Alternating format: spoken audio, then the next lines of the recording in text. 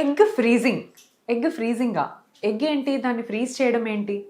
ఆడవాళ్ళల్లో అందరికీ తెలుసు మనకి ఎగ్స్ ఉంటాయి.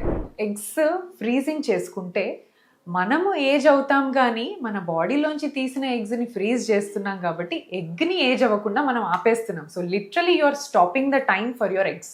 So this is the most beautiful advantage అండి ఎగ్ ఫ్రీజింగ్కి. ఫస్ట్ థింగ్, అసలు ఎగ్ ఫ్రీజింగ్ ఎందుకు చేస్తున్నారు? కొంతమందికి దే ఆర్ 35, ఆల్రెడీ 34, కానీ అప్పుడే they don't want to plan pregnancy, or maybe అప్పుడే they don't want to get married. It's their own personal choice, we have to respect that choice. But దానివల్ల ఆమె pregnancy chance compromise అవ్వాల్సిన అవసరం ఉందా? Definitely లేదు.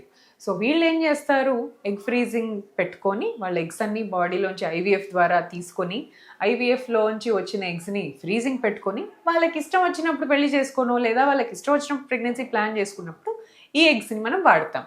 But ideal age అండి freezing. ఒకవేళ మీకు ముందే ప్లానింగ్ ఉంటే నేను లేట్గా చేసుకుంటాను, నేను ఇప్పుడే కనను అని ఆ 34-35 ఇయర్స్లో చేయించుకునే బదులు లేట్ 30s ఆర్ ఎర్లీ 30స్లో చేయించుకుంటే ఫ్రీజింగ్కి చాలా మంచి బెనిఫిట్ ఉంటుంది.